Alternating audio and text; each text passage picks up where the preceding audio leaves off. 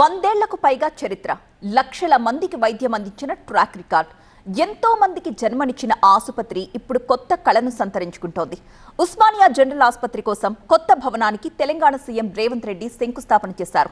తెలంగాణలోని అతి పెద్ద ఆసుపత్రిగా మరెక్కడా లేని ఫెసిలిటీస్తో దీన్ని 2700 కోట్ల భారీ బడ్జెట్తో నిర్మిస్తున్నారు. కానీ స్థానికుల నుంచి మాత్రం నిరసనలు తప్పట్లేదు.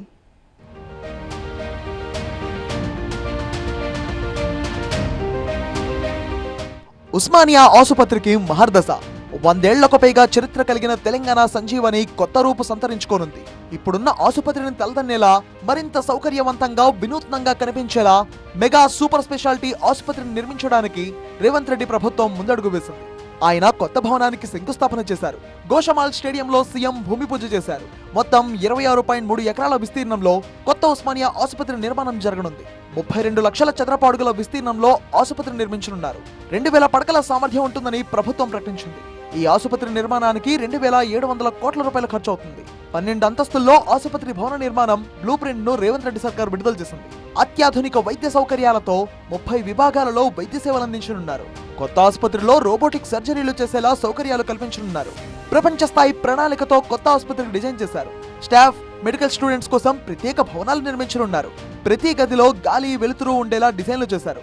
అత్యాధునిక టెక్నాలజీతో కూడిన మార్చురీ ఏర్పాటు చేయనున్నారు. ట్రాఫిక్ ఇబ్బందులు లేకుండా నలువైపులా రోడ్లు వేయనున్నారు. అన్ని రకాల సూపర్ స్పెషాలిటీ వైద్య సేవలు ఇందులో ఉండేలా ఏర్పాట్లు చేస్తారు. ప్రతి డిపార్ట్మెంట్ కు ప్రత్యేక ఆపరేషన్ థియేటర్లు ఉండనున్నాయి. ప్రతి థియేటర్ కు అనుబంధంగా పోస్ట్ ఆపరేటివ్ ఐసీయూ వార్డులను నిర్మిస్తారు. ప్రస్తుతం అఫ్జల్గంజ్ లో ఉన్న ఉస్మానియా ఆసుపత్రి శిథిలావస్థకు చేరడంతో కొత్త ఆసుపత్రిని గోషమాల్ స్టేడియంలో నిర్మించాలని నిర్ణయించారు. భూమి పూజ కార్యక్రమంలో సీఎంతో పాటు డిప్యూటీ సీఎం మల్లు భట్టి విక్రమార్క, వైద్యారోగ్య శాఖ మంత్రి దామోదర్ రాజనరసింహ, ఇతర మంత్రులు, ఎంపీ అసదుద్దీన్ ఓవైసీ పాల్గొన్నారు. రెగ్యులర్ డిపార్ట్మెంట్స్ తో పాటు 8 కొత్త విభాగాలను తీసుకొస్తున్నామన్నారు ఆరోగ్య శాఖ మంత్రి Damodar Rajanarasimha. Geriatric, palliative, rheumatology, emergency medicine, hospital administration, physiotherapy, transfusion medicine and genetics. కొత్తగా 8 డిపార్ట్మెంట్స్ని. First we have to protect the brand Osmania. Next Malupura ప్రాంతం నుంచి ఆ కుటుంబం, పేద కుటుంబం ఉస్మానియాకి వచ్చిన సంపూర్ణంగా 100% ఇది లేదు, ఈ డిపార్ట్మెంట్ లేదు అనే కంప్లైంట్ రాకుండా అన్ని డిపార్ట్మెంట్ల ద్వారా సేవలు అందించాలనే ఒక ఆలోచనతోటి ముఖ్యమంత్రి గారు తీసుకున్న నిర్ణయం ఇది. పక్కకు 11 ఎకరాల పోలీస్ ప్రాపర్టీ, అందులో గ్రౌండు, భవిష్యత్తులో దాన్ని హెలిప్యాడ్గా తీర్చిదిద్దాలి. ఆ గ్రౌండ్ను కూడా ఎమర్జెన్సీ ఇక్కడ పేషెంట్ వస్తే, హెలికాప్టర్ వస్తే అక్కడ మనం రిసీవ్ చేసుకోవాలని, అది హెలిప్యాడ్ ఉండాలనే ఉద్దేశంతో కూడా. నిజానికి గత ప్రభుత్వంలోనే ఉస్మానియా ఆసుపత్రి కొత్త భవనం నిర్మించేందుకు అనేక చర్యలు తీసుకున్నారు. ఇప్పుడున్న ఆసుపత్రి భవనం ప్లేస్ లోనే కొత్తది కట్టాలని చూశారు. పాత భవనం హెరిటేజ్ కిందకు వస్తుందని కోర్టులో బిల్ దాఖలైంది. దీనిపై తీర్పు ఇంకా రాకపోవడంతో కొత్త భవన నిర్మాణం వాయిదా పడుతూ వచ్చింది. సీఎంగా రేవంత్ పదవి చేపట్టిన తర్వాత నిర్ణయాలన్నీ వేగంగా తీసుకుంటున్నారు. ఈ కొత్త ఆసుపత్రి విషయంలోనూ అదే దూకుడు చూపించారు.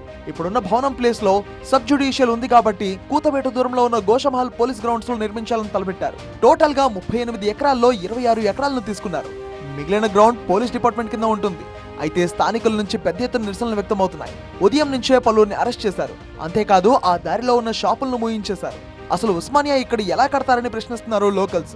అసలే ఇరుకు గల్లీలో, అందులో ఇంత పెద్ద ఆసుపత్రి కడితే ప్రజలు, పేషెంట్లు ఇబ్బందులకు గురవుతారంటున్నారు. ఇక్కడ సీవరేజ్ పైపులు కూడా వీక్ గా ఉన్నాయని, అంబులెన్సులు తిరిగితే సమస్యలు తప్పవంటున్నారు స్థానికులు. ఉస్మానియా ఎక్కడ ఉందో అక్కడనే కట్టమని చెప్తున్నాం. లేకపోతే జూ పార్క్ ఉంది, జూ పార్క్ కట్టమని, వేరే ప్లేస్ ఎక్కడ కట్టమండి. ఇక్కడ ఎందుకండి? ఇక్కడ ఇది పబ్లిక్ ప్లేస్. ఇంకోటి ఏంటంటే రెసిడెన్షియల్ ఏరియా, మొత్తం బిజినెస్ ఏరియా, మొత్తం బిజినెస్ దెబ్బతింటది. పబ్లిక్ ప్రాబ్లమ్స్ అన్నిటి, గ్రౌండ్ వాటర్ ఎక్కడో అందరికీ గ్రౌండ్ వాటర్ వస్తుందండి. ఆ గ్రౌండ్ వాటర్ కూడా దెబ్బతింటది. ఇక్కడున్న చుట్టుపక్కల ప్రాంతంలో సుమారు ఒక 10-15 లక్షల మంది జనాలలో రెగ్యులర్గా ఇక్కడ మాకు గ్రౌండ్లు కానీ, మంచి వాతావరణం కానీ, గ్రీనరీ కానీ ఏమీ లేదు. కాబట్టి ఇక్కడున్న పరిసర ప్రాంతాల్లో ప్రజలు ఇక్కడికి వాకింగ్ కానీ, మంచి కానీ, చెడు కానీ కూడా ఇక్కడికి వస్తారు.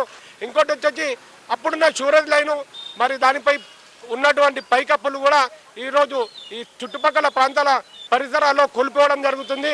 కొత్త ఉస్మానియా ఆసుపత్రి వల్ల ఎలాంటి ఇబ్బందులు తలెత్తవంటున్నారు వైద్యారోగ్య శాఖ మంత్రి Damodar Rajanarasimha.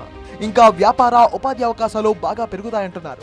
Something somewhere if it is 90% positive, growth will be there definitely we accept it. ఎక్కడ కూడా అంత 100% సంతోషంగా ఎవరు పెట్టలేము. ఇది వాస్తవమే. మేము పూర్తిగా గ్రౌండ్ తీసుకోలేదు. ఉన్న ఈ 38 ఎకరాలలో తీసుకున్నది 26 ఎకరాలు. 4 దిక్కుల్లో కూడా రోడ్ వేసినాం. ఓ స్కై వాక్ ఏర్పాటు చేయబోతున్నాం. చాలా మటుకు చెరు వ్యాపారస్తులకు ఎక్కడ కూడా నష్టం జరగకూడదనే ఆలోచన మాకు కూడా ఉన్నది. రేపు ఈ హాస్పిటల్ నిర్మాణం పూర్తయితే ఇంకా వ్యాపారాలు పెరుగుతాయి. ఈ అందరి ఇంట్రెస్టు, లోకల్ ఇంట్రెస్టు, ఆ ప్రాంతీయ ఇంట్రెస్టు, సుమారు 100,000 కుటుంబాల ఇంట్రెస్ట్ ఇది. కనుక ఎవరికి నష్టం కాకూడదనే ఉద్దేశం మాకు కూడా ఉంటుంది. కొత్త ఉస్మానియా ఆసుపత్రి 12 అంతస్తుల ఎత్తులో కడుతున్నారు. 2 ఏళ్లలో పూర్తి చేసే ప్రణాళికలున్నాయి.